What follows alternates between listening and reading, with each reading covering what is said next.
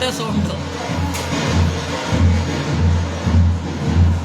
ಇಲ್ಲಿ ತನಕ ಇರಲಿಲ್ಲ, ಅದೇ ಪಾಸ ಬಿಡ್ತಾರೆ.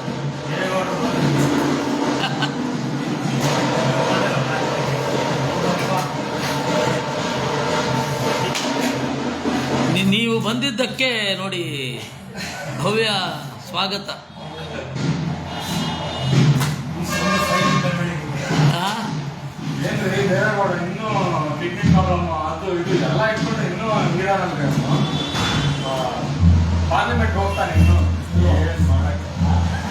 ಮಾತರ್ಮೇ ಮಾತರಿಶ್ವನ್ನ ಪಿತರತುಲ ಗುರೋ ಭ್ರಾತರಿಷ್ಟಾಪ್ತ ಬಂಧೋ ಸ್ವಾಮಿನ್ ಸರ್ವಾಂತರಾತ್ಮನ್ನ ಜರ ಜರಯಿತರ್ಜನ್ಮ ಮೃತ್ಯಾಮಯಾನಾಂ ಗೋವಿಂದೇ ದೇಹಿ ಭಕ್ತಿಂ ಭವತಿ ಚ ಭಗವನ್ ಊರ್ಜಿತಾಂ ನಿರ್ನಿಮಿತ್ತಾಂ ನಿರ್ವ್ಯಾಜಾಂ ನಿಶ್ಚಲಾಂ ತದ್ಗುಣಗಣ ಬೃಹತೀಂ ಶಾಶ್ವತೀಮಾಶುದೇವ ನಾರಾಯಣಂ ನಮಸ್ಕೃತ್ಯ ನರಂ ಚೈವ ನರೋತ್ತಮಂ ದೇವೀಂ ಸರಸ್ವತೀಂ ವ್ಯಾಸಂ ತತೋ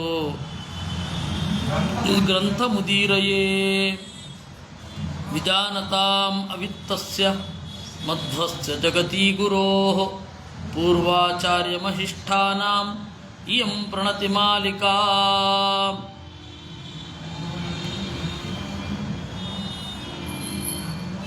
ಪಿಂಡಿಕಾ ಅಂತ ಹೇಳಿದ್ರೆ ಪ್ರತಿಮೆಯ ಪೀಠ. ಆ ಪಿಂಡಿಕಾ ಹೇಗಿರಬೇಕು ಅಂತ, ಆ ಪಿಂಡಿಕಾದ ಸುತ್ತಲೂ ಕೂಡ ಎಲೆಯ ಚಿಹ್ನೆಗಳಿರ್ತವೆ. ತಪ್ಪಿದರೆ ಕಮಲದ ಚಿಹ್ನೆ ಇರುತ್ತೆ. ಹೇಗಿರಬೇಕು? ಆದರೆ ನಮಗೆ ಇಲ್ಲಿ ಇರುವ ಶಿಲ್ಪಶಾಸ್ತ್ರದ ಹಿನ್ನೆಲೆಯಲ್ಲಿ ಬಹಳ ಸ್ವಲ್ಪ ಸಿಗತ್ತೆ ಹೇಗಿರಬೇಕು ಅಂತ. ಕೆಲವೊಬ್ಬರು ಆ ಪಿಂಡಿಕೆಯಲ್ಲಿ ಸ್ತ್ರೀಯೌ ಪಾರ್ಶ್ವೇ ಶುಭೆ ಚಾಮರ ಹಸ್ತಕ್ಕೆ, ಎರಡೂ ಭಾಗದಲ್ಲಿ ಚಾಮರವನ್ನು ಹಿಡಿದು ನಿಂತ ಹೆಣ್ಣು ಮಕ್ಕಳನ್ನು ಚಿತ್ರಿಸಬೇಕು. ಪ್ರತಿಮೆಯ ಕೆಳಗಡೆ ಪಿಂಡಿಕಾ ಅಂತ ಇದೆಯಲ್ಲ, ಪೀಠಿಕಾ ಪಿಂಡಿಕಾ. ಆ ಪಿಂಡಿಕೆಯಲ್ಲಿ ಕೆಲವೊಬ್ಬರು ಹೆಣ್ಣು ಮಕ್ಕಳನ್ನು ಕೆತ್ತಿರ್ತಾರೆ, ಚಾಮರವನ್ನು ಹಿಡಿದ ಹೆಣ್ಣು ಮಕ್ಕಳು. ಹಾಗಿರಬೇಕು ಅಂತಾರೆ. ಕೆಲವೊಮ್ಮೆ ಉದ್ದವಾದ ಮೂಗಿನ ಗರುಡನನ್ನು ಕೆತ್ತಬೇಕು ಅಂತಾರೆ. ಈ ರೀತಿ ಆ ಪಿಂಡಿಕೆಯ ನಡುವೆ ದೇವರ ಕಾಲಿನ ಹತ್ತಿರ ಯಾವ ರೀತಿ ದೇವತೆಗಳಿದ್ದಾರೆ ಅಂತ ಉಪಾಸನೆ ಮಾಡಬೇಕು ಇತ್ಯಾದಿಗಳನ್ನು ಇಲ್ಲಿ ನಿರೂಪಣೆ ಮಾಡಿದ್ದಾರೆ. ಆಯಿತಾ? ಆದರೆ ಕರ್ಣ ಅಂದ್ರೇನು, ಪಾಶ ಅಂದ್ರೇನು? ಕೆಲವೊಬ್ಬರು ಪಾಶವನ್ನು ಬರೆದಿರ್ತಾರೆ, ಅಂದರೆ ಪಿಂಡಿಕೆಯಲ್ಲಿ. ಕೆಲವೊಬ್ಬರು ಎಲೆ ಮಾತ್ರ ಬರೆದಿರ್ತಾರೆ, ಕೆಲವೊಬ್ಬರು ಬಳ್ಳಿ ಮತ್ತು ಎಲೆ ಬರೆದಿರ್ತಾರೆ, ಇನ್ನು ಕೆಲವರು ಹೂವು ಮತ್ತು ಎಲೆಯನ್ನು ಬರೆದಿರ್ತಾರೆ. ಈ ರೀತಿ ಬೇರೆ ಬೇರೆ ತರಹದ ಕಲಾಕೃತಿಗಳನ್ನೆಲ್ಲ ಮಾಡಿರ್ತಾರೆ. ಆ ಪಿಂಡಿಕೆಯ ಎಲ್ಲ ಲಕ್ಷಣವನ್ನು ಹೇಳ್ತಾರೆ. ಇದು ಸಂಕ್ಷಿಪ್ತವಾಗಿ ಹೇಳಬಹುದಾದ ಪಿಂಡಿಕಾ ಲಕ್ಷಣ. ಪಿಂಡಿಕಾ ಹೇಗಿರಬೇಕು ಅಂತ. ಕೆಲವೊಬ್ಬರು ಏನು ಮಾಡ್ತಾರೆ, ಉಚ್ಛ್ರಾಯ ಪ್ರತಿಮಾರ್ಧಂ, ಮೊದಲನೆಯ ಶ್ಲೋಕ, ಪಿಂಡಿಕಾ ಲಕ್ಷಣಂ ವಕ್ಷ್ಯೆ ದೈರ್ಘ್ಯೇಣ ಪ್ರತಿಮಾ ಸಮ ಅಂತಾರೆ. ಪ್ರತಿಮೆ ಎಷ್ಟು ಉದ್ದವೋ ಅಷ್ಟು ಪಿಂಡಿಕಾ ಇರಬೇಕು ಅಂತ. ಅಂದರೆ ಹೇಗಾಗತ್ತೆ ಗೊತ್ತಾ, ಕೆಳಗಡೆಯಿಂದ ಅಂತ ಇಟ್ಕೊಂಡ್ರೆ ಮೇಲ್ನೋಟಕ್ಕೆ ನೋಡ್ಲಿಕ್ಕೆ ಅನುಕೂಲ ಆಗುತ್ತೆ. ಅದೇನಾಗುತ್ತೆ, ಇಷ್ಟೆತ್ತರದ ಪ್ರತಿಮೆ ಇರುತ್ತೆ, ಅಥವಾ ಇನ್ನೊಂದು ಸ್ವಲ್ಪ ಅದಕ್ಕೆ ಪ್ರತಿಮೆಯ ಅರ್ಧ ಲಕ್ಷಣ ಪಿಂಡಿಕಾ ಇದ್ದರೆ ಎದ್ದು ಕಾಣುತ್ತೆ, ಇಲ್ಲ ಅಂದರೆ ಕಾಣೋಲ್ಲ. ಆದರೆ ಇದೆಲ್ಲ ಲಕ್ಷಣಗಳು ಮಠದಲ್ಲಿ ಫಾಲೋ ಆಗಲ್ಲ. ಚಲ ಪ್ರತಿಮೆ ಮತ್ತು ಅಚಲ ಪ್ರತಿಮೆ ಅಂತ ಎರಡಿದೆ ಅಂತ ನಿಮಗೆ ಗೊತ್ತು. ಅದರಲ್ಲಿ ಛಲ ಪ್ರತಿಮೆ ಇರುತ್ತಲ್ಲ, ಅದಕ್ಕೆ ನಾರ್ಮಲ್ ಪೀಠ ಸಾಕು. ಆ ನಾರ್ಮಲ್ ಪೀಠವೂ ಕೂಡ ನಾವು ಇಷ್ಟೆತ್ತರ ಇರಬೇಕು ಅಂತ ಹೇಳಲಿಕ್ಕಾಗಲ್ಲ. ಪಟ್ಟದ ದೇವರನ್ನು ಮೇಲ್ಗಡೆ ಇಟ್ಟಿರ್ತಾರೆ.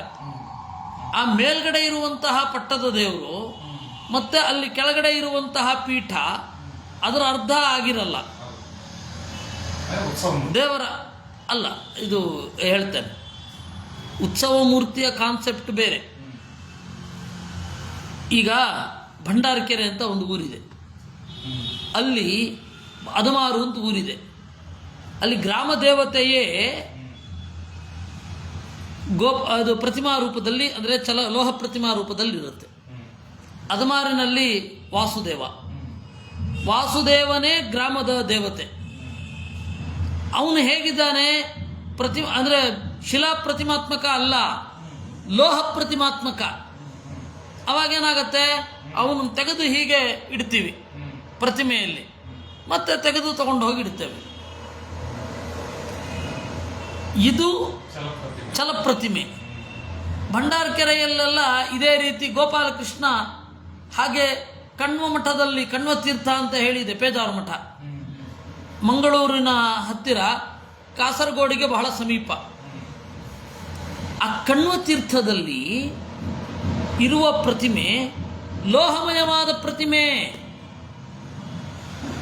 ಅದು ಗ್ರಾಮ ದೇವತೆ. ಕಣ್ವ ತೀರ್ಥ ಊರಿನ ಗ್ರಾಮ ದೇವತೆ.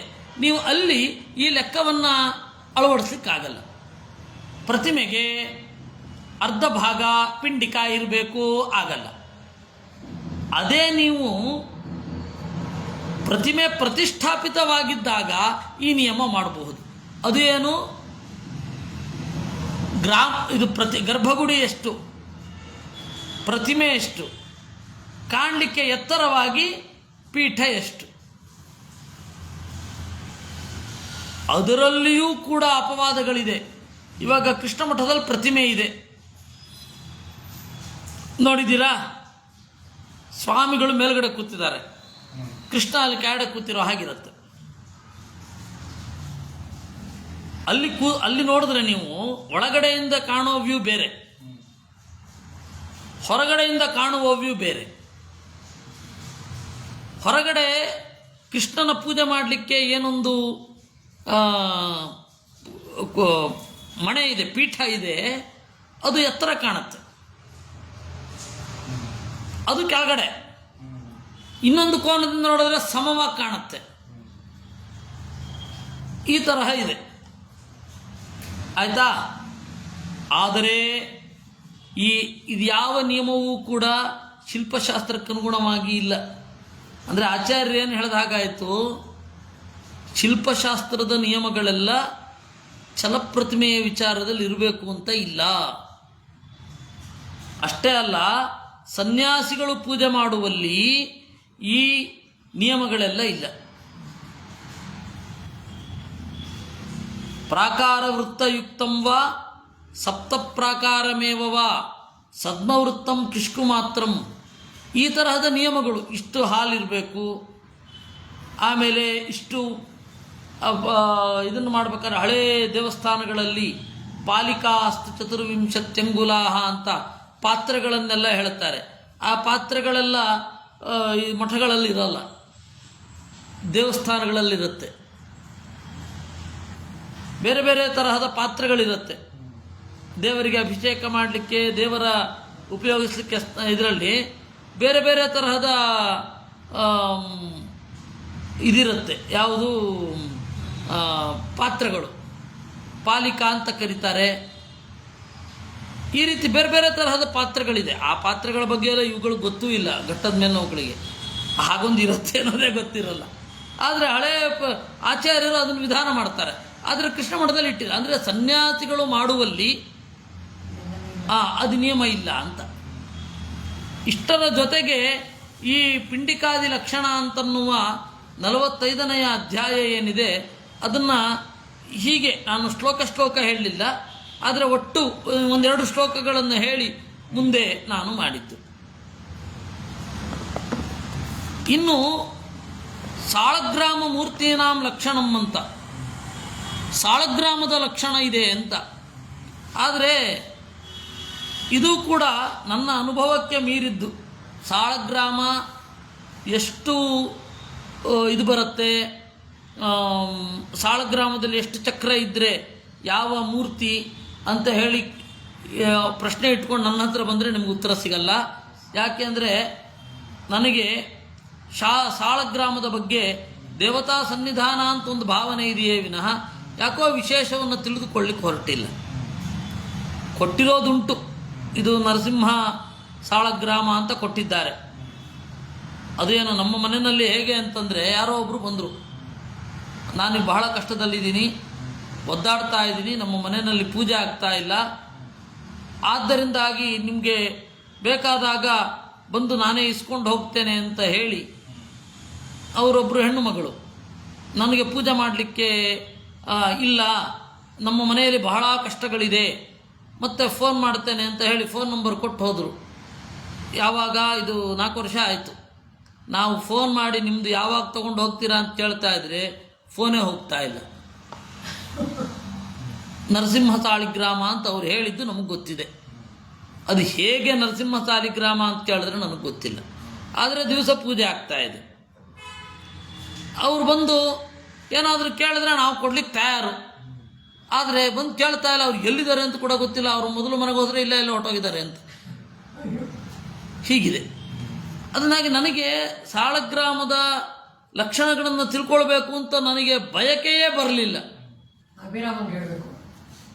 ಅಭಿರಾಮ ಹೇಳೋದು ಸೈಂಟಿಫಿಕ್ ಆಗಿ ಹೇಳ್ತಾ ಹೋಗ್ತಾನೆ, ಅದರಿಂದಾಗಿ ಇಷ್ಟು ಇದು ಐಡಿಯಾ ಇಲ್ಲ. ಇಲ್ಲಿದೆ, ಇಲ್ಲಿರೋದನ್ನು ನಾನು ಓದಿದರೆ ಅದು ಬುಕ್ಕಿಶ್ ಆಗತ್ತೆ. ನನ್ನ ಅನುಭವವೇ ಇರದ ಒಂದು ಬುಕ್ಕಿಶ್. ಜ್ಞೇಯ ಸಂಕರ್ಷಣೋ ಲಗ್ನ ದ್ವಿಚಿಕೋ ರಕ್ತ ಉತ್ತಮ, ದ್ವಿಚಕ್ರೋ ರಕ್ತ ಉತ್ತಮ, ಸೂಕ್ಷ್ಮಚಕ್ರೋ ಬಹುಚ್ಛಿದ್ರ, ಪ್ರದ್ಯುಮ್ನೋ ನೀಲ ದೀರ್ಘಿಕ ಅಲ್ಲಲ್ಲ ತೀಲದರ್ಧಿಕ ಅಂತಿದೆ. ಜ್ಞೇಯ ಸಂಕರ್ಷಣೋ ಲಗ್ನದ್ವಿಚಕ್ರ, ಒಳಗಡೆ 2 ಚಕ್ರ ಇತ್ತು, ಕೆಂಪು ಶೇಡಿತ್ತು ಅಂದರೆ ಅದನ್ನು ಸಂಕರ್ಷಣ ಅಂತ ಕರೀತಾರೆ. ಸೂಕ್ಷ್ಮವಾದ ಬಹಳ ಚಕ್ರಗಳಿತ್ತು, ಛಿದ್ರಗಳಿತ್ತು ಅಂತಂದರೆ ಅದನ್ನು ಪ್ರದ್ಯುಮ್ನ ಅಂತ ಕರೀತಾರೆ. ಹಳದಿ ಬಣ್ಣದ ಶೇಡಿತ್ತು ಅಂದರೆ ಅದು ಅನಿರುದ್ಧ. ಪದ್ಮದ ಅಂಕ ಇರಬೇಕು, ವರ್ತುಳವಾಗಿ ಇರಬೇಕು, ಈ ರೀತಿ ಹೇಳಿಕೊಂಡು ಹೋಗ್ತಾರೆ. ದ್ವಾದಶಾತ್ಮ ದ್ವಾದಶಭಿ ಅತ ಊರ್ಧ್ವಮಮೇಂತಕಃ. ಇದು ದಶಾವತಾರೋ ದಶಭಿ, 10 ಸಾಳಗ್ರಾಮಗಳು, 10 ಅವತಾರಗಳ ಸಾಳಗ್ರಾಮಗಳು ಇಲ್ಲಿವೆ ಅಂತ ಹೇಳ್ತಾರೆ. ಇಂದ್ರನೀಲ ನಭಸ್ಥೂಲ ತ್ರಿರೇಖಾ ಲಾಂಛಿತಶುಭ ಕೂರ್ಮ. ಕೂರ್ಮ ಸಾಳಗ್ರಾಮ ಇದೆ. ಕೂರ್ಮ ಸಾಳಗ್ರಾಮ ಹೇಗಿರುತ್ತೆ? ಇಂದ್ರನೀಲದ ಬಣ್ಣದಲ್ಲಿ ಇರುತ್ತೆ, ಆಮೇಲೆ ಸ್ಥೂಲವಾಗಿರುತ್ತೆ, 3 ರೇಖೆಗಳು ಕಾಣಿಸುತ್ತೆ, ಅದು ಕೂರ್ಮ ಅಂತ. ವರ್ತುಳಾಕಾರವಾಗಿರಬೇಕು. ಹಯಗ್ರೀವ ಅಂಕುಶಾಕಾರ ರೇಖಾ, ಹಯಗ್ರೀವ ಸಾಳಿಗ್ರಾಮದಲ್ಲಿ ಅಂಕುಶಾಕಾರವಾದ ರೇಖೆ ಇರುತ್ತೆ, ಸ್ವಲ್ಪ ನೀಲಿ ಬಣ್ಣದಲ್ಲಿ ಇರುತ್ತೆ, ಬಿಂದು ಇರುತ್ತೆ. 1 ಚಕ್ರ ಇದ್ದರೆ ವೈಕುಂಠ ಸಾಳಗ್ರಾಮ. ಮತ್ಸ್ಯ ದೀರ್ಘ ಹೀಗುದ್ದ ಇರುತ್ತೆ, 3 ಬಿಂದು ಇರುತ್ತೆ ಅಲ್ಲಿ ಮೇಲ್ಗಡೆ. ತ್ರಿಬಿಂದು ಕಾಚವರ್ಣಸ್ತು ಪೂರಿತ, ಸ್ವಲ್ಪ ಗ್ಲಾಸಿ ಟಚ್ ಇರುತ್ತೆ. ಕಾಚ ಅಂದರೆ ಗ್ಲಾಸ್. ಶ್ರೀಧರೋ ವನಮಾಲಾಂಕ ಪಂಚರೇಖಸ್ತು ವರ್ತುಲ. ಉದ್ದವಾದ ಸಾಳಗ್ರಾಮ ಇದ್ದು ಸುತ್ತಲೂ ಮಾಲೆಯ ತರಹ ಇತ್ತು ಅಂದರೆ ಅದನ್ನು ಶ್ರೀಧರ ಅಂತ. ವಾಮನೋ ವರ್ತುಲಶ್ಚ ಅತಿಹ್ರಸ್ವ, ಅತ್ಯಂತ ಚಿಕ್ಕದು, ನೀಲ ಬಣ್ಣದಲ್ಲಿ ಇರುತ್ತೆ, ಬಿಂದು ಇರುತ್ತೆ, ವರ್ತುಳಾಕಾರವಾಗಿ ಇದ್ದರೆ ಅದು ವಾಮನ. ಸ್ವಲ್ಪ ನೀಲಿ ಬಣ್ಣದಲ್ಲಿ ಇದ್ದರೆ ತ್ರಿವಿಕ್ರಮ, ಬಲಗಡೆ ರೇಖೆ ಇತ್ತು ಅಂದರೆ. ಅನಂತೋ ನಾಗಭೋಗಾಂಕ ನೈಕಾಭೋ ನೈಕಮೂರ್ತಿಮಾನ್. ಹೆಡೆಯ ತರಹ ಇತ್ತು ಅಂದರೆ ಅನಂತ ಸಾಳಗ್ರಾಮ ಅಂತ. ಬಹಳ ದಪ್ಪ ಇತ್ತು ಅಂದರೆ ದಾಮೋದರ. ಸುದರ್ಶನ ಸ್ತ್ವೇಕ ಚಕ್ರ, ಒಂದೇ ಚಕ್ರ ಇತ್ತು ಅಂದರೆ ಸುದರ್ಶನ ಅಂತ ಕರಿಬೇಕು, ಎರಡಿದ್ರೆ ಲಕ್ಷ್ಮೀನಾರಾಯಣ ಅಂತ. ಚಕ್ರವೇ ಇಲ್ಲದೆ ಹೋದರೆ ಅಚ್ಯುತ, 3 ಚಕ್ರ ಇತ್ತು ಅಂತಂದರೆ ತ್ರಿವಿಕ್ರಮ, 4 ಚಕ್ರ ಇದ್ದರೆ ಜನಾರ್ದನ, 5 ಚಕ್ರ ಇದ್ದರೆ ವಾಸುದೇವ, 6 ಚಕ್ರ ಇದ್ದರೆ ಪ್ರದ್ಯುಮ್ನ, 7 ಚಕ್ರ ಇದ್ದರೆ ಸಂಕರ್ಷಣ, 10 ಚಕ್ರಗಳಿತ್ತು ಅಂದರೆ ದಶಾವತಾರನಾದ ಪರಮಾತ್ಮ ಇಲ್ಲಿದ್ದಾನೆ ಅಂತ ಹೇಳಿ ಚಿಂತನೆ ಮಾಡಬೇಕು. ಹೀಗೆ ನಿಯಮ ಇದೆ. ಆದರೆ ನಾವು ಇದನ್ನು ನೋಡಿಕೊಂಡು ಬೇರೆ ಬೇರೆ ಸಾಳಗ್ರಾಮದ ಲಕ್ಷಣವನ್ನೆಲ್ಲ ನೋಡಿಕೊಂಡು ಯಾವ ರೀತಿ ನೀಲದೀರ್ಘಿಕ ಅಂತನಾ, ನೀಲದೀರ್ಘಿಕ ಅಲ್ಲ ಕಣೋ, ತಳದೀರ್ಘಿಕ ಇರುತ್ತೆ, ಉದ್ದ ತಳ ಇರುತ್ತೆ ಅಂತ. ಅಂದರೆ ಸೌತೆಕಾಯಿ ತರಹ ಸ್ವಲ್ಪ ಅಷ್ಟು ಉದ್ದ ಇದ್ದರೆ ಅದು ಪ್ರದ್ಯುಮ್ನ ಅಂತ. ನೀಲದೀರ್ಘಿಕ ಅನ್ನೋದಕ್ಕೆ ಅರ್ಥ ಇಲ್ಲ ಇಲ್ಲಿ. ಅದರಿಂದ ಸಾಳಗ್ರಾಮದ ಮೂರ್ತಿ, ಸಾಳಗ್ರಾಮದಲ್ಲಿ ದೇವರಿದ್ದಾನೆ ಅಂತ ಇಷ್ಟು ಚಿಂತನೆ. ಇನ್ನು ಸಾಳಗ್ರಾಮದ ಪೂಜೆ ಹೇಗೆ ಮಾಡೋದು ಅಂತ, ಅದಕ್ಕೆ ಸಾಳಗ್ರಾಮದ ಪೂಜೆ ಷೋಡಶೋಪಚಾರ ಪೂಜೆ. ನೀವು 8ನೇ ಇದನ್ನು ನೋಡಿದರೆ, 8ನೇ ಶ್ಲೋಕವನ್ನು ನೋಡಿದರೆ, ಆಸನಂ ದ್ವಾದಶಾಂತೇನ ತತ್ರ ಸ್ಥಾಪ್ಯ ಶಿಲಾಂ ಯಜೇತ್ ವ್ಯಸ್ತೇನ ಚ ಸಮಸ್ತೇನ ಸ್ವಬೀಜೇನ ಯಜೇತ್ ಕ್ರಮಾತ್ ಅಂತ. ಆಸನಂ ದ್ವಾದಶಾಂತೇನ, ದ್ವಾದಶಾಂತ ಅಂತ ಹೇಳಿದ್ರೆ ಓಂ ನಮೋ ಭಗವತೆ ವಾಸುದೇವಾಯ ಅನ್ನುವ 12 ಅಕ್ಷರಗಳಿರುವ ವಾಸುದೇವ ದ್ವಾದಶಾಕ್ಷರ ಅಂತಲೇ ಕರೀತಾರೆ ಅದನ್ನು. ಅದರಿಂದ ಆಸನವನ್ನು ಕೊಟ್ಟು ಸ್ವಬೀಜೇನ ಅವನ ಮಂತ್ರಗಳಿಂದ ಓಂ ಆಗಬಹುದು, ಅದರಿಂದ ಅಥವಾ ಯಾವ ದೇವತೆ ಅಂತ ಇವನು ಅಂದುಕೊಂಡಿದ್ದಾನೆ ಆ ಮಹಾಮಂತ್ರದ ಮೂಲ ಮಂತ್ರದಿಂದ. ಇವಾಗ ಕೃಷ್ಣ ಆಗಿದ್ದರೆ ಕ್ಲೀಂ, ರಾಮ ಆಗಿದ್ದರೆ ರಾಮ್, ಪರಶುರಾಮ ಆಗಿದ್ದರೆ ಭಾಂ, ಈ ರೀತಿ ಮೂಲ ಮಂತ್ರಗಳಿಂದ. ಹಯಗ್ರೀವ ಆಗಿದ್ದರೆ ಹಾಂ. ಇದರಿಂದ ಏನು ಮಾಡಬೇಕು? ಪೂಜೆ ಮಾಡಬೇಕು. ಪೂರ್ವಾದಾವಥ ವೇದಾದ್ಯೈ ಗಾಯತ್ರಿಭ್ಯಾಂ ಜಿತಾದಿನ, ವೇದ ಮಂತ್ರಗಳಿಂದ ಇಲ್ಲವೇ ಗಾಯತ್ರಿ ಮಂತ್ರದಿಂದ ಜಿತಂತೆ ಜಿತಾದಿನ ಅಂತಿದೆ. ಜಿತಂತೆ ಪುಂಡರೀಕಾಕ್ಷ ಪೂರ್ಣ ಷಡ್ಗುಣ್ಯ ವಿಗ್ರಹ ಅಂತ ಹೇಳಿ ಒಂದು ಪಂಚರಾತ್ರದ ಸ್ತೋತ್ರ ಬರುತ್ತೆ ಅಲ್ಲಿ. ಅದೇ, ಅದರಿಂದ ಎಷ್ಟು ಬೇಕಾದರೂ ಹೇಳ್ಬಹುದು. ಅದರಿಂದ ಪೂಜೆಯನ್ನು ಮಾಡೋದು.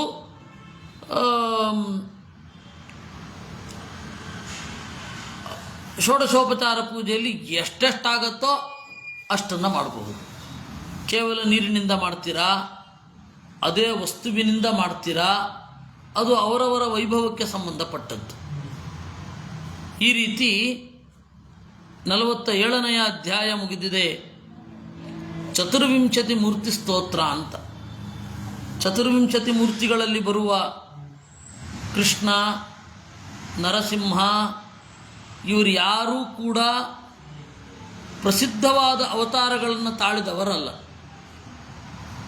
ಆ ಹೆಸರಿನ ಇನ್ನೊಂದು ಮೂರ್ತಿ ಇದೆ. ಚತುರ್ವಿಂಶತಿಗಳಲ್ಲಿ ಬರುವ ಮೂರ್ತಿ ಇದೆಯಲ್ಲ, ದಾಮೋದರ ಅಂದರೆ ಕೃಷ್ಣ ಅಲ್ಲ, ಅಲ್ಲಿ ದಾಮೋದರ ಅಂತಲೇ ಒಂದು ರೂಪ. ಅದೆಲ್ಲವೂ ಕೂಡ ಚಕ್ರಶಂಖ ಗದಾ ಪದ್ಮಧರಾಧ್ಯೇಯ ಅಸ್ತು ಸರ್ವಶಃ, ಎಲ್ಲವನ್ನ ಚಕ್ರಶಂಖದಿಂದ, ಅಂದರೆ ಈ 4 6 ರೀತಿಯಾಗಿ ನೀವು ಜೋಡಿಸಿದರೆ 6 4 24. ಅದೊಂದು ಗಣಿತದ ಚಿಹ್ನೆ. ಅದರಲ್ಲಿ ಮಧ್ವಾಚಾರ್ಯರು ಇಷ್ಟೇ ಹೇಳಿದ್ರು, ಅರ್ಧಕ್ರಮ ಸಾಂತರಸ್ಥ ಷಟ್ಸು ಷಟ್ಸರಿ ಪೂರ್ವಿಣಾಂ ಅಂತ. ನೀವು ಕ್ರಮ, ವ್ಯುತ್ಕ್ರಮ, ಗದಾದಿ ವ್ಯುತ್ಕ್ರಮ ಕ್ರಮವಾಗಿ ನೋಡಿ. ಹೇಗೆ? ಬಲ ಮೇಲುಗಡೆ ಚಕ್ರ, ಎಡ ಮೇಲುಗಡೆ ಶಂಖ, ಬಲ ಕೆಳಗಡೆ ಗದೆ, ಎಡ ಕಡೆ ಚಕ್ರ, ಇದು ಪದ್ಮ. ಇದು ಬದಲಾಗ್ತಾ ಇರುತ್ತೆ. ಒಂದು ಬದಲಾವಣೆ ಆಯಿತು, ಆಮೇಲೆ 2ರ ಬದಲಾವಣೆ ಮಾತ್ರ ಒಂದು. ಹಿಂದಿನದ್ದೆರಡು ಕಾಮನ್ ಆಗಿರುತ್ತೆ. ಆ ತರಹ ಅದನ್ನು ಅರ್ಥ ಮಾಡ್ಕೊಳ್ಳೋದು ಹೇಗೆ ಅಂದರೆ, ಚತುರ್ವಿಂಶತಿ ಮೂರ್ತಿ ಸ್ತೋತ್ರ ಕಥನಂ ಅಂತ ಹೇಳಿ ಈ ಅಗ್ನಿಪುರಾಣದಲ್ಲಿ ಒಂದು 46 ಓಂ ರೂಪಕ್ಕೆ ಶವಃ ಪದ್ಮಶಂಖ ಚಕ್ರ ಗದಾಧರ, ಪದ್ಮ ಶಂಖ ಚಕ್ರ ಗದೆ, ನಾರಾಯಣ ಖಡ್ಗ ಪದ್ಮ ಗದಾ ಚಕ್ರೀ ಪ್ರದಕ್ಷಿಣಂ, ತಥೋ ಗದಿ ಮಾಧವೋರಿ ಶಂಖ ಪದ್ಮೀ ನಮಾಮಿತಂ. ಇಲ್ಲಿ ಮೇಲ್ಗಡೆಯಿಂದ ಮೇಲೆ, ಬಲಗಡೆಯ ಮೇಲೆ, ಎಡಗಡೆಯ ಮೇಲೆ, ಕೆಳಗಡೆಯ ಬಲಗಡೆ, ಕೆಳಗಡೆಯ ಎಡಗಡೆ, ಈ ರೀತಿ ದೇವರ ಕೈಯಲ್ಲಿ ಆಭರಣವನ್ನು, ಆಯುಧವನ್ನು ಚಿಂತನೆ ಮಾಡಿಕೊಂಡು ಬರೋದೇನಿದೆ ಅದು 24 ಆಗುವ ತನಕ ಇದೆ. ಆದಿಮೂರ್ತಿ ವಾಸುದೇವ ತಸ್ಮಾತ್ ಸಂಕರ್ಷಣೋ ಭವತ್, ಸಂಕರ್ಷಣಾಚ್ಚ ಪ್ರದ್ಯುಮ್ನಾದನಿರುದ್ಧಕ ಕೇಶವಾದಿಪ್ರಭೇದೇನ ಏಕೈಕಸ್ಯಾತ್ ತ್ರಿಧಾ ಕ್ರಮಾತ್. ಆದಿಮೂರ್ತಿ ವಾಸುದೇವ, ಆಮೇಲೆ ಸಂಕರ್ಷಣ, ಅಸಂಕರ್ಷಣನಿಂದ ಪ್ರದ್ಯುಮ್ನನಿಂದ ಅನಿರುದ್ಧ. ಈ 4 ರೂಪಗಳು ಪ್ರಾರಂಭದ 4 ರೂಪಗಳು. ಇದನ್ನು ಹೇಳಬೇಕಾದ್ರೆ ದ್ವಾದಶಾಕ್ಷರಕಂ ಸ್ತೋತ್ರಂ ಚತುರ್ವಿಂಶತಿ ಮೂರ್ತಿಮತ್, 12 ಅಕ್ಷರದ 24 ಮೂರ್ತಿಗಳ ಈ ಮಂತ್ರ ಹಾಗೂ ಮೂರ್ತಿಯನ್ನು ಯಾರು ಚಿಂತನೆ ಮಾಡ್ತಾನೆ ಅವನು ಎಲ್ಲ ಪಾಪದಿಂದ ಬಿಡುಗಡೆ ಆಗ್ತಾನೆ ಅಂತ. ಅಲ್ಲ, ಮಂತ್ರ ಅಂದರೆ ಈ ಎಲ್ಲ ಮೂರ್ತಿಗಳಿಗೆ ಕೇಶವನಿಗೆ ಪೂಜೆ ಮಾಡಬೇಕಾದ್ರೆ ಓಂ ನಮೋ ಭಗವತೆ ವಾಸುದೇವಾಯ, ಹಾಗೆ ಎಲ್ಲ. ಇಲ್ಲವೇ ನೀವು ಯಾವ ಮೂರ್ತಿಯನ್ನು ಚಿಂತನೆ ಮಾಡ್ತೀರಾ, ಕ್ಲೀಂ ಕೇಶವಾಯ ನಮಃ, ಕ್ಲೀಂ ಮಾಧವಾಯ ನಮಃ, ಇದು ಮೂಲ ಮಂತ್ರ. ಈ ರೀತಿ ಹಲವಾರು ರೀತಿಯಲ್ಲಿ ಇದನ್ನು ಪೂಜೆ ಮಾಡಬಹುದು. ಇನ್ನು ದಶಾವತಾರ, ಮತ್ಸ್ಯಾದಿ ದಶಾವತಾರ ಪ್ರತಿಮಾ ಲಕ್ಷಣ ವರ್ಣನಂ, ಪ್ರತಿಮೆ ಕೆತ್ತೋದು ಹೇಗೆ ಅಂತ, ಅಂದರೆ ಯಾವ ರೀತಿ ಇರಬೇಕು. ಯಾಕೆಂದರೆ ನೋಡಿ, ನರಸಿಂಹ ಅಂತ ಕರಿತೀವಿ, ಆದರೆ ನರವರಾಹ ಅಂತ ಕರೆಯಲ್ಲ. ಆದರೆ ವರಾಹನನ್ನು ಚಿಂತನೆ ಮಾಡಬೇಕಾದ್ರೆ ಕೇವಲ ಹಂದಿಯ ಮೂರ್ತಿಯನ್ನು ನಾವು ಮುಂದೆ ಇಡಲ್ಲ. ಮೋರೆಯಲ್ಲಿ ವರಾಹ, ಕೆಳಗಡೆ ಮನುಷ್ಯಾಕೃತಿ, ನರವರಾಹ ಅಂತ ಯಾಕೆ ಕರೆಯಲ್ಲ. ಇವಾಗ ಮತ್ಸ್ಯರೂಪಿ ಭಗವಂತನ ವರ್ಣನೆ ಮಾಡ್ತಾರೆ. ಕೆಳಗಡೆ ನಾರ್ಮಲ್ ಕೈ ಕಾಲು, ಮಧ್ಯದಲ್ಲಿ ಮಾತ್ರ ಮತ್ಸ್ಯ, ಆಮೇಲೆ ಮೇಲ್ಗಡೆ ನಾರ್ಮಲ್ ಮನುಷ್ಯನ ಆಕಾರ, ಅದ್ರ ನರಮತ್ಸ್ಯ ಅಂತ ಕರೆಯೋಲ್ಲ. ಇದು ಯಾಕೆ ಹೀಗೆ? ದಶಾವತಾರವನ್ನು ಕೆತ್ತುವ ಮೂರ್ತಿ, ದಶಾವತಾರ ಮೂರ್ತಿಗಳನ್ನು ಕೆತ್ತುತ್ತೇವೆ ನಾವು. ಕೆತ್ತುವಾಗ ನರವರಾಹ ಅಂತ ಕರೆಯಲ್ಲ, ಆದರೆ ಆ ತರಹ ಇಡ್ತೀವಿ. ನರಮತ್ಸ್ಯ, ಹಾಗೆ ನರಕೂರ್ಮ ಅಂತೆಲ್ಲ ಹೇಳಲ್ಲ. ಯಾಕೆ ಹೀಗೆ? ಹಯಗ್ರೀವಕ್ಕೆ ನರಹಯ ಅಂತ ಕರೆಯಲ್ಲ, ಅಥವಾ ನರಾಶ್ವ ಅಂತ ಕರೆಯಲ್ಲ, ನರಸಿಂಹ ಅಂತ ಕರೆದ ಹಾಗೆ. ಯಾಕೆ ಹೀಗೆ? ಮೊದಲು ಇದನ್ನು ಮನಸ್ಸಿನಲ್ಲಿ ಚಿಂತನೆ ಮಾಡಬೇಕೇ ವಿನಃ ನಾವು ಪ್ರತಿಮೆಯನ್ನು ಮಾಡಿಸಿ ಪೂಜೆ ಮಾಡಲಿಕ್ಕಾಗಲ್ಲ. ಕೆತ್ತಬೇಕು, ಆದರೆ ಅದು ದ್ವಾರಬಂಧದ ಪೂರ್ತಿ ಈಚೆ ಎಡಗಡೆ ಬಲಗಡೆ ಎತ್ತುದಿಂದ ಹಿಡಿದು ಎಡಗಡೆ ಎತ್ತುದಿಯವರೆಗೆ ಪ್ರಾಸಾರದಲ್ಲಿ ತೆಗಿತೇವೆ. ಪ್ರದಕ್ಷಿಣಾಕಾರದಲ್ಲಿ ಮೇಲ್ಗಡೆ ಕೆಳಗಡೆಯಿಂದ ಹೋಗಿ ಮತ್ತೆ ಕೆಳಗಡೆಯ ತನಕ ಆ ಮೂರ್ತಿಯನ್ನು ಚಿಂತನೆ ಮಾಡ್ತೇವೆ. ಇಲ್ಲವೇ ಸಾಲಾಗಿಡ್ತೇವೆ, ಅದಕ್ಕೆ ಅಂತಲೇ ಪ್ರತ್ಯೇಕ ದೇವಸ್ಥಾನ ಆ ತರಹ ಏನೂ ಮಾಡೋಲ್ಲ. ಯಾಕೆ ಅಂದರೆ ಮತ್ತು ಯಾವ ಮಠದಲ್ಲಿಯೂ ಕೂಡ ರಾಮ, ಕೃಷ್ಣ, ನರಸಿಂಹ, ವರಾಹ ಈ 4 ಪ್ರತಿಮೆ ಇದೆಯಷ್ಟೇ ವಿನಃ ಇನ್ನು ಯಾವುದೂ ಕೂಡ ಎಕ್ಸ್ಟ್ರಾ ಇಲ್ಲ. ಮತ್ಸ್ಯಮೂರ್ತಿ ಇಲ್ಲ, ಬುದ್ಧ ಇಲ್ಲ, ಕಲ್ಕಿ ಇಲ್ಲ, ಆಯಿತಾ. ದಶಾವತಾರಗಳಲ್ಲಿ ಯಾವುದೂ ಇಲ್ಲ. ಸರಿ, ನಾವು ಭಾಗವತಾದಿಗಳನ್ನು ಚಿಂತನೆ ಮಾಡ್ತೇವೆ ಅಂತಂದರೆ ಅಲ್ಲಿ ಖುರಾಗ್ರೇರ್ವೇರ್ನ್ಯಪಾತಯತ್, ಹಂದಿಯು ವರಾಹರೂಪಿ ಪರಮಾತ್ಮನು ತನ್ನ ಮುಂದಣ ಇದರಿಂದ ಕಾಲಿನಿಂದ ಗೊರಸಿನಿಂದ ಒದ್ದ ಅಂತ ಬರುತ್ತೆ. ಇನ್ನೊಂದು ಕಡೆ ಹಿರಣ್ಯಾಕ್ಷನ ಜೊತೆ ಯುದ್ಧ ಆಡ್ತಾ ಇದ್ದ, ಗದೆ ಬಿತ್ತು, ಆಗ ತಗೋ ಗದೆನ ಅಂದ, ದೇವರೇನು ಮಾಡಿದ, ಚಕ್ರದಿಂದ ಕೊಂದ ಅಂತ. ಅಲ್ಲಿ ಮನುಷ್ಯವನ್ನೇ ಚಿಂತನೆ ಮಾಡಬೇಕಾಗತ್ತೆ.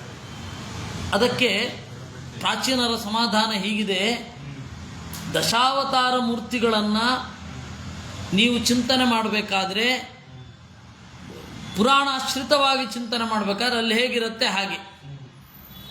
ಇನ್ನು ಅದಕ್ಕೆ ಪ್ರತಿಮೆ ಕೆತ್ತಬೇಕು ಅಂತಂದರೆ ಇವಾಗ ಇರುವ ಕ್ರಮ ಸರಿಯೇ. ನೀವು ಚಿಂತನೆ ಮಾಡ್ಬೇಕಾದ್ರೆ ಏನು ಬೇಕಾದ್ರೆ ಮಾಡಿ, ಅದನ್ನು ಹೇಳ್ತಾ ಇದ್ದಾರೆ. ದಶಾವತಾರಂ ಮತ್ಸ್ಯಾದಿ ಲಕ್ಷಣಂ ಪ್ರವದಾಮಿತೆ. ಮತ್ಸ್ಯಾಕಾರಸ್ತು ಮತ್ಸ್ಯ ಸ್ಯಾತ್. ಮತ್ಸ್ಯನ ಆಕಾರ ಇರೋದು ಮತ್ಸ್ಯ, ಆದರೆ ಕೇವಲ ಮೀನಿನ ಪೂಜೆ ಮಾಡಲಿಕ್ಕೆ ಆಗಲ್ಲ. ಯಾಕೆಂದ್ರೆ ನಮಗೆ ಅನುಸಂಧಾನವೇ ಬರಲ್ಲ. ಅನುಸಂಧಾನಕ್ಕಲ್ವಾ ಪೂಜೆ ಮಾಡೋದು, ಅನುಸಂಧಾನವೇ ಬರಲ್ಲ. ಕೂರ್ಮಃ ಕೂರ್ಮಾಕೃತಿರ್ಭವೇತ್. ಕೂರ್ಮಾಕೃತಿಯಾಗಿ ಇರಬೇಕು. ನರಾಂಗೋ ವಾತಕರ್ತವ್ಯೋ ಭೂವರಾಹೋ ಗದಾರಿಭೃತ್. ಅಥವಾ ಇದೆಲ್ಲವನ್ನು ನರಾಂಗ, ಮನುಷ್ಯರಂತೆ ಅಂಗವನ್ನು ಮಾಡಬಹುದು. ಕೇವಲ ದೊಡ್ಡದೊಂದು ಮತ್ಸ್ಯ ಬರ್ತಾ ಇದೆ, ಅದು ಭಗವಂತ ಅಂತ ನಮಗೆ ಊಹೆ ಮಾಡ್ಕೊಳ್ಳಿಕ್ಕಾಗಲ್ಲ ಇವತ್ತು. ಆದರೆ ಅಲ್ಲಿ ನಡೆದ ಘಟನೆಯನ್ನು ನೋಡುವಾಗ ಮನುಷ್ಯರ ತರಹ ಇರಲ್ಲ. ಒಂದು ಒಂಟಿ ಕೊಂಬಿನ ಮೀನು ಬಂತು. ದೇವರು ಹೇಳಿದ್ದ, ನಾನು ಒಂಟಿ ಕೊಂಬಿನ ಮೀನಾಗಿ ಬರ್ತೇನೆ, ನನ್ನ ಕೊಂಬಿಗೆ ನಿನ್ನ ದೋಣಿಯ ಇದನ್ನು ಕಟ್ಟು ಅಂತ ಹೇಳಿರಲಿಲ್ಲ. ಅವನು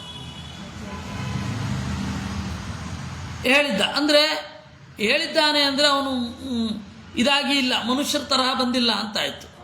ಆದರೆ ಹಾಗೆ ಮಾಡದೆ ಹೋದರೆ ನಮಗೆ ಅನುಸಂಧಾನ ಬರಲ್ಲ. ಅದಕ್ಕೇನು ಮಾಡಬೇಕು? ಮನುಷ್ಯ ಆಕೃತಿಯಲ್ಲಿ ಇರುವ ವರಾಹನನ್ನು ಚಿಂತನೆ ಮಾಡಬೇಕು.